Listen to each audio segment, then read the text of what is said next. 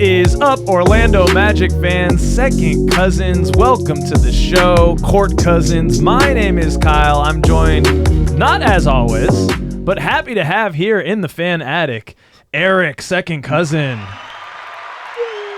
Thanks for being here. Thanks, man. It was good to be here. Yeah, Erich came. We are coming to you live and direct from Bridgeport, Connecticut, baby. And Erich now lives in Long Island. So you took the ferry across, and here we are. We did a recap of Game 1 of the Summer League. We're going to the chip, baby. But we also wanted to talk about just some general stuff for this season, some storylines that we're excited about. And we thought a good format to do that in would be in a classic Court Cousins segment, starter, backup, and bench. So we're going to give you, some of these are going to be open-ended and some of them are going to have choices. But basically how it works out there, if you haven't heard or seen the game before, starter, backup, and bench is rating things. Starter is the highest in that category, backup, middle, and then bench is the lowest in that category. And you'll see how it works as we go. I'm confident. We've got smart listeners, Erich, so they'll put it together. High faith. Let's get right into this, man. Let's start here. The player that will make the biggest leap for you this year is whom? I'm going to have to go with Jalen Suggs. As your starter? As my starter. Biggest leap. Okay. Yep. I feel like if he can keep his same three-point shooting percentage, but increase his volume, and then get to the basket a little bit more, and of course improve his assists, since he's obviously going to probably become the point guard. Right.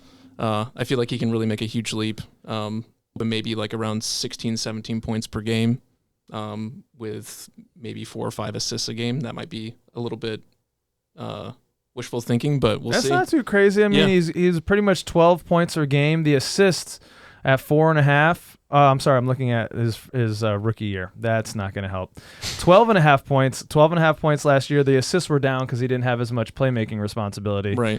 But you're saying with that going up, and I actually agree with you. I had him as my starter as well. Okay. Just that shift, right? I mean, the trust is in him.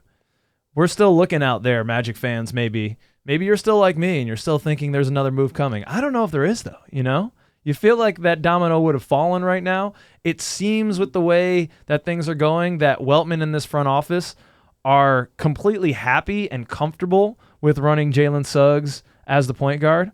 So I also had him as my starter, most likely to make the largest leap because of that increased responsibility that he's going to be having next year. Right. And I think he can, like I said, I think he can shoulder that, with his improved handle. I feel like that's going to make a big difference because, obviously his rookie season, he was dribbling off his foot all the time. So yeah, he's come a long way. So I'm really excited to see, where he ends up by the end of the season. Yeah, I think that early on it was the decision making that was so tough. I mean, that's got to be one of the hardest positions to become pro in and go pro is that point guard position because you have so much burden of the decision making and what happens on the possession. And it was just a little bit too fast for him. You could tell his body was moving faster than his mind was able or some variation thereof. And then, he got a little nicked up. He was nicked up his first couple of years. Then we draft Paulo. He's kind of clearly the guy. And Franz and Jalen Suggs kind of goes to a support role for a little while there. And that's where he's been. And because of that, he got to slow down. Like, he didn't have that same pressure to be the guy. He was watching from the bench when he was injured, and then he had, less usage and less decision-making need in the off-guard position that he was playing. And so it was almost like he kind of tore that whole thing down and then was able to build it back up slowly in terms of the decision-making. Yeah, absolutely. And now he's actually ready for that opportunity, whereas 3 years ago, he wasn't. Right. And I think just having his first healthy off season, obviously we see how much of an impact that made, in terms of his 3-point percentage. And yeah, he shot from beyond the arc last year, 39.7%. Excellent. Up from 21.4 in his rookie year. That's crazy. I'm surprised and I'm not surprised. Like I said, just having that healthy off season, I think that's such a huge thing. And to be robbed of that for the first 2 seasons is pretty big. So yeah. Oh, I forgot to use my fancy graphic. Here it is. Look at that. Is everyone ooh and ah? Yeah, I know. Thank you. I'm giving myself applause. Let me know in the comments how awesome a job we're doing at production. Don't tell me. I know it's shit. Come on. All right. So who's next for you? If we agree on that, do we have any disagreement on the next? I'm going with Paulo. Mm-hmm. I feel like he shot 33.9% on 3-point shots last regular season, and then he was 40% in the playoffs. That was crazy. Which is it's huge that he rose. He didn't actually Yeah. So I think if that 3-point shot can become more consistent throughout the season, and then I think in terms of things I think he should work on over the summer, I think him putting on like 10 or 15 pounds of muscle. You want him to have more man meat, dude. I think his frame can handle it. I want him to be like Giannis, where like nobody can guard him. Yeah. I mean, like I said, I don't think anything beyond that would be necessary, or if this is even necessary. Like, there's already so few players that can actually guard him one-on-one anyway. But it would just be not just to have him just be totally dominant. He is a force. I agree with you here. He was my backup as well. Really? Yeah, he was my middle as well. I said, for his decision-making and passing, I think he can do an even better job. He felt this year all of those double and triple and quadruple, and the whole damn other defense was trying to attack him at times. And he wasn't always the calmest out of that. He took some bad shots, some unnecessary shots, I think, in some of those situations. And I think another year he's just going to calm down, be even more patient, find more guys out of those situations. The assist numbers are going to go up like crazy. I don't want to steal your thunder, but something for Paulo always is free throw accuracy. Yeah, he gets to the line. I don't know what his numbers were on that. I'll try to look them up. But I mean, he gets to the line more than most players in the NBA. I think he was probably definitely in the top 10, maybe top 5 guys in terms of getting to the line. He had 7 free throw attempts last year from the line. I'm not sure where that put him in the rankings, but that's a lot. That's got to be pretty high, yeah. And his averaging 72.5% on those makes. So, it doesn't seem like a lot when it's just like, okay, he made 5 of them. He took 7 a game on average. But in aggregate, that 1 point. Yeah. Especially with how many close games we had last season. Yeah. Yeah, it could have made a difference. It can be a difference. And if he gets the line another time or two and bumps that up, then you're starting to see, okay, he's taking it from 22.6 points per game. Now he's scratching 26 a game, Yeah. And that's something that he can definitely come along with. Because the shooting, as you said, made a pretty big leap from 29% to almost 34%. Yeah. It's a huge improvement, and I think he can do even better. I mean, I think the shot looks good. I think it's just going to be, getting more reps in. So let's see. Are we agreed on the last one now? Because that's going to make for a really boring segment, Eric. I hope you didn't take the ferry across here just to fucking agree with me. I think we're going to disagree on this one, okay, but right. We'll see. Let's see. Okay, so who is your bench? Although this is still like someone you think is going to make a decent improvement. And I don't know if this is even a fair one just because he didn't play last year, but Jet Howard. Okay. All right. I'm jumping on the train early. Go for it, sir. Honestly, I was already on the train. I felt like, he can create his own shot. He's got a pretty decent handle. He's got a great size for his position. Decent athleticism. Obviously, the main thing is he has to improve, his defense. But it seems to be improved in that area. Can be a movement shooter. He's got all the tools. You just got to put everything together. Okay, we do disagree. Okay, awesome. Yeah, all right. Now I'm curious what yours is. Well, I do want to jump on the overreaction. Let's make Jet Howard a starter bandwagon as well after one summer league game. I'm really hyped on that. But I went with the other sophomore from that, Anthony Black. Okay. And I think that he can make a big leap just because I think he's going to get the minutes. And like you touched on, the question mark with Jet is the defense, and he knows that. He's well aware, and he's a hard worker, and he's got a lot of great mentors, and the coaching staff has done a tremendous job, and he listens. He's a humble kid. Yeah. You growing up how he did, as much privilege as he had, he's a humble kid. He which knows, is surprising, but right, refreshing. It's refreshing Yeah. for him to notice and be reflective and acknowledge that's his area of growth, and he knows that the program is defense. Right. He said that in the post-game interview. That's what we hang our hat on. That's why I say Anthony Black, because I think he's going to have more opportunity because he already has the defense. Yeah. I can easily, Joe Ingles is gone. Those are 9.5 minutes a game. Yeah. So I think Anthony averaged like 6.5 or something. I can see him absorbing those minutes and playing 14 minutes a game next year. Yeah, I can see that as well. So I think he might have more opportunity. Mm-hmm. It'll be interesting to see when Coach Mosley thinks that Jet is ready on the defensive side to get in there and show off some of the things he can do offensively. Yeah. Because 5 of 10 from beyond the arc is just what the Orlando Magic fans are waiting for. Just what the doctor ordered. We were praying up to the heavens. Said, basketball gods, give us a shooter. And he said, here's Jet. Fly, Jet. Okay. So now the question is real quick. Do you think point guard or shooting guard if he does get into the rotation? Point guard or shooting guard?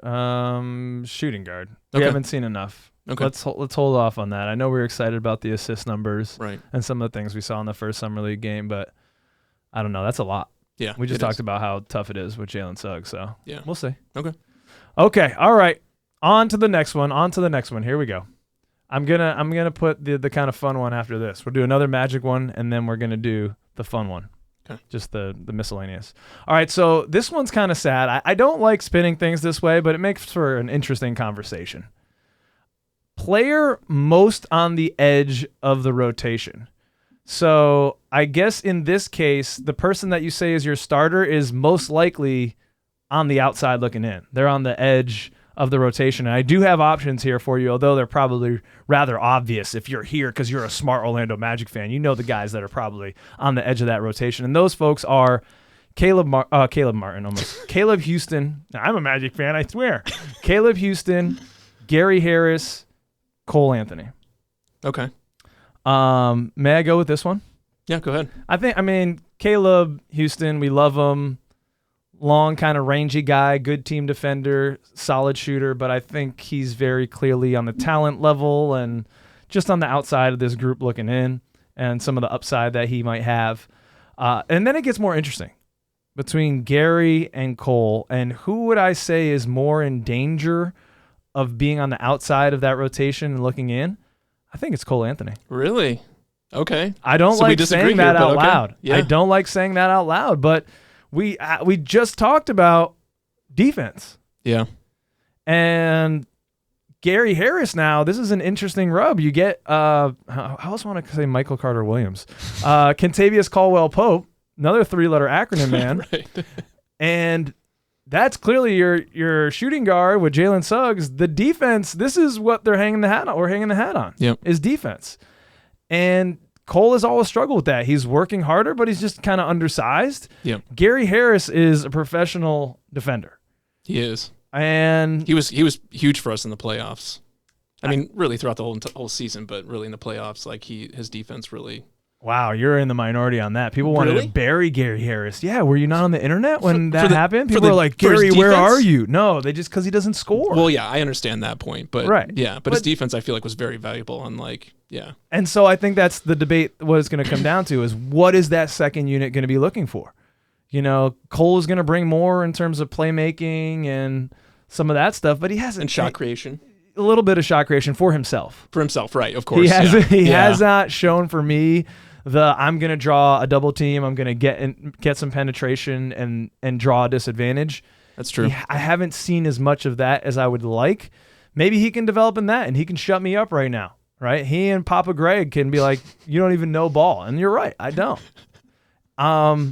But just Gary Harris is a veteran. Like, you know what you're going to get. You're going to get solid, good defense, and you're going to get a knockdown three-point shooter. Yeah. Hopefully a little more consistent next year. Some of the beef that Magic fans have with Gary is that he doesn't take the volume, but that's not his role in that starting unit. Yeah. He was just there to draw a defender and hit it when it's wide open. Yep. So it'll be interesting. What does Jamal Mosley think that second unit needs? If he thinks a little bit more offensive punch, then maybe Cole is going to make me have egg on my face here. But I'm going to say Cole is the second most on the edge, and then Gary, I would say, is the most secure of this group. Really? Yeah. That's so surprising. You had it flipped. I had it flipped, yeah. Okay. I mean, I think that Gary will provide at least a solid backup for if KCP goes out for whatever reason with injury. Like you can just plug Gary right in, because he's already been in the starting unit, last year.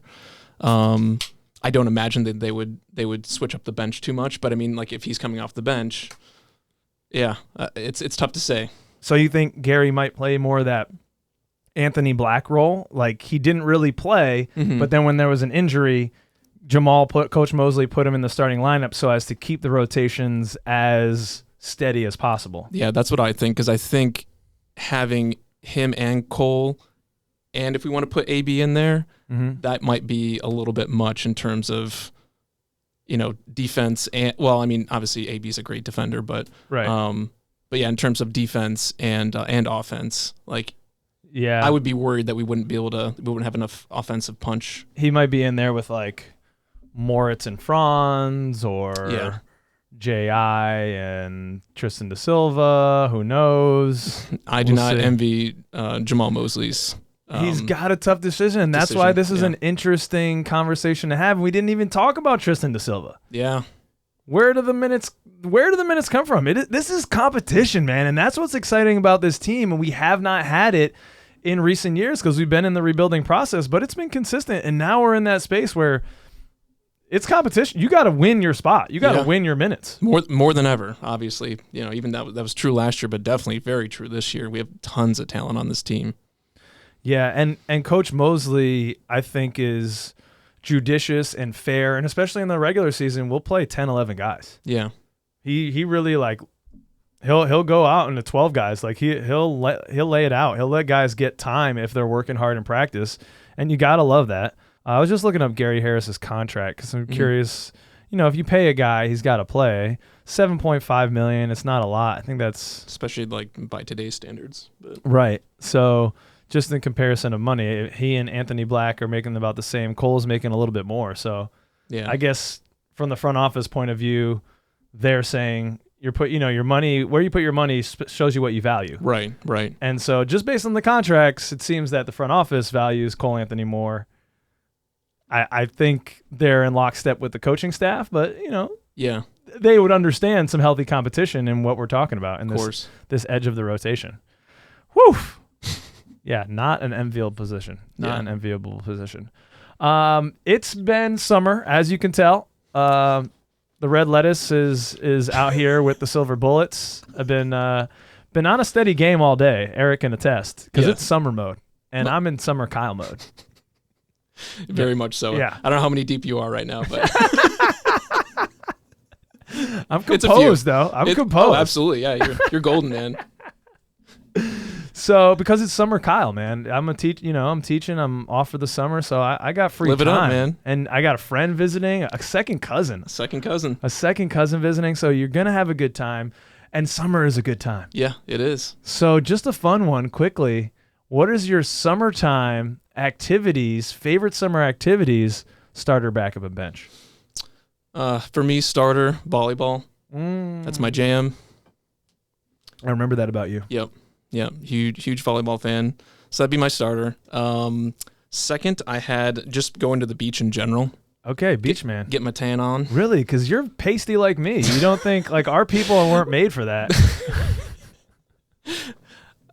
It is my backup, but I did not say I've been like, I've been out there as much as I should be. Let's just put it that way. But you're bringing an umbrella or something, I hope. Yeah, sunscreen too, everything. Okay, yeah, the whole 9 yards. Gotta lube up. All right. So, and then so far you haven't left the beach. You're playing volleyball. You're catching rays. Yep. And then for bench, amusement parks. Really? Yeah. Are you a roller coasters homie? I'm a roller coaster enthusiast. Yeah.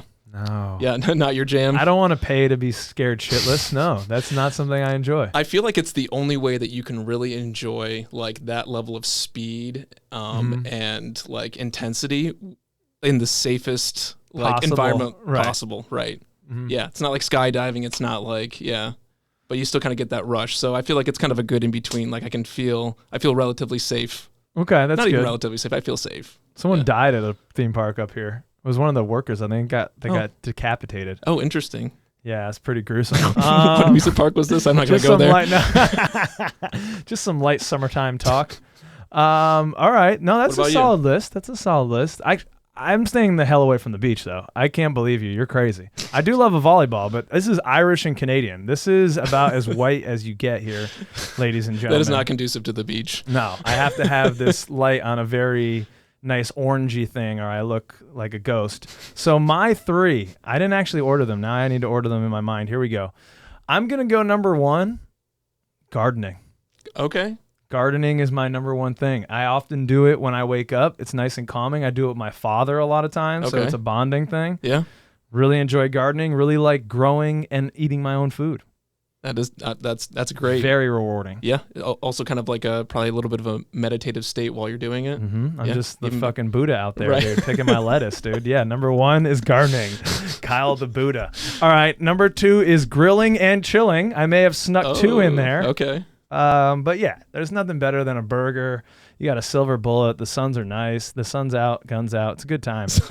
And then last, getting into a natural body of water Okay. is a favorite thing of mine. I like to go on a hike and jump in some of Mother's milk, which is her natural reservoirs of water. It's very nice. It's So very connected. lake versus ocean. I'm a lake guy. Okay. I prefer non-salt water, Okay. Yeah. fresh water. I would think say they I call prefer it. that as well. I mean, I grew up like 10 minutes away from Lake Michigan. Oh, which is okay. basically like an ocean, freshwater ocean. Yeah, that's huge, man. Right. Lake life is big up there. Yeah. Yeah. And then, but then, I was in Florida for 13 years. So I've just got the ocean there and then the ocean up here now. So I'm sure many listeners out there, your team ocean maybe, Floridians, you guys like your ocean, although Orlando's in the middle, so. yeah, they have a lot of lakes around there. Yeah, a lot of lakes. Just a lot of brain-eating amoebas, though. What? You never heard this? There's brain-eating amoebas in lakes, bro? I kid you not. Yeah, in fresh water in Florida, because it's so hot, like there's these amoebas that can actually, like, it killed a kid like years ago. What the? Be careful out there, 2014, dude. 2015, something like that. Watch your grandparents, watch your kids. Don't let them get any amoeba-filled lakes, all right? Woo! Shit. Okay. This is the last one. I can't even really see it, so I'm just going to go to it. Let's see. Is this it? Yes. The last starter backup and bench is, what area do you think is, okay, let me rewind that. What is our most needed area of improvement as a team? So we're looking more for team aspect here. Mm-hmm. We've talked about a lot of players just now. Now we're talking about team. What would you say, Eric? So this might be low-hanging fruit, but and it tends to be the talking point. Are you going to say shooting? 3-point shooting specifically. How'd I know? That's not what I was looking for. Okay. Yes. Yeah, so I feel like, and I think we can get there. I mean, obviously there needs to be a lot of internal improvement on the team, and we got KCP, so that's going to be huge. But I think the players that are going to move the needle the most for us are going to be, Suggs, KCP, believe it or not, Franz, just because if he gets back to league average, I mean, that's just totally transforms the entire team. That's a great point from you. I don't know, if any other player would have that big of an impact by improving their 3-point percentage other than Franz. Yeah, just bringing up the numbers here. Last year, he shot 28% from 3. His rookie year, he shot 35%. And his sophomore year, he shot 36%. Yeah, and I'd be totally okay with that, even if he just returned to that. Yeah. I mean, and I feel like, we used to talk about fourth quarter Franz. I feel like that didn't happen as much last year. I felt like he was very clutch in the fourth quarter, like in terms of making 3-point shots and in other aspects. But hopefully he gets back to that this year, because that was like a huge boost for us as well. It took away a layer of his game. It did. It wasn't a 3-level scorer like he had been his freshman and sophomore years there in the league. Okay, so you have shooting, 3-point shooting as the biggest area. So that's your starter. That's going to have the most impact on winning, you feel? Yeah. All right. What next? Free throw percentage. We were 26th in the league at 75.9% in terms of percentage, but we were first in attempts at 24.4. So that should tell you right there, there's a lot of room for improvement. Yeah, that's kind of like what we were talking about with Paulo earlier on. Yeah. If you just get that up to league average, get that in the 80s. Yep. And that adds up over time. That would be huge. The aggregate is wins. Yeah, absolutely. Okay, that makes a lot of sense. I'm with you so far. Okay. All right.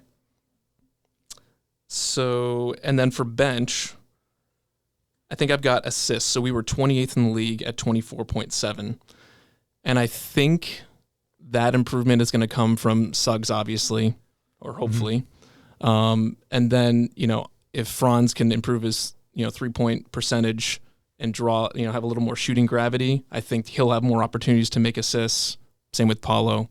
So I feel like that's probably where the majority of them are going to come from if we're going to improve there. Okay. I don't know if you agree or not, or what do you think like the biggest impact on that area? I have some slightly different things. I have that as like passing. I have that on my list, and that was my backup. I'm kind of making this up as I go right now because I'm just trying not to have 3-point shooting as my number one because I feel like as Magic fans, we just, we've just beaten that horse so much. And I feel like that therapy session's over. I've cried through the pain, and now I'm on the other side just believing what Weltman's telling me, that we're going to have internal improvement, and so it's all going to be good.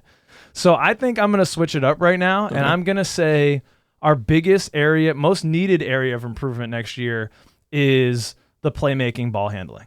Okay. And I guess what I mean by that is guys that can be disruptive and get dribble penetration and gain advantage so that we can get open shots. Because Paulo can do that most of the time against his guy because he's just bigger, stronger, more athletic, more skilled than many of the guys that can guard him because he's also a monster. Right. And Franz has a little bit of that too. But someone that gave us a lot of that last year was Joe Ingles. He pretty much ran that second unit as the playmaker. We're losing that. And we're losing that. And another guy that didn't have a great year but always could get defensive penetration, Markelle Fultz. I know. That's exactly what I was thinking. Didn't play a lot of minutes, and he could still come back. He could be that last roster spot. I wouldn't be mad about it because we could use some of that. Right. But with those two guys out, then that's a lot that falls on Paulo. And I feel like that kind of is what he was. A lot of Magic fans, maybe we interpret what he meant when he said he didn't want to be the point guard on the team. He wanted someone else to be able to bring the ball up. But I think a little bit more than that probably is create some disadvantages and then get him the rock in a spot that's advantageous for him. Right. Instead of always having to fight through double and triple teams. So that is my number one area of growth is just playmaking. And then that kind of goes around with my backup, which was assists or passing, which kind of lines up what you were talking about. Yep. We were 28th in the league in assists per game at 24.7. I think we can be better. I think a lot of that was probably some missed open shots. Right. But I think there's opportunities to move the ball. Jamal Mosley and the offensive scheme that they run has so much dependent on getting movement going and then making decisions based on the advantages that you're gaining. And so I think with guys' comfort in that system, you have another year, you make decisions faster in that more comfortable space. I think that can be a needed area that will improve. And then last, I'll put 3-point shooting just to have it up there. We can't not have it up there. We were 24th in the league at 35.2% last year. Not great. You'd like us to get to 36, 37 even, and that would be a big difference. But Definitely. It is improvement. Yeah. To Weltman's point, we're getting internal growth.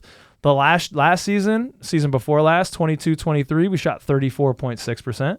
And then the year before that, it was 33.1%. So it's gradually happening.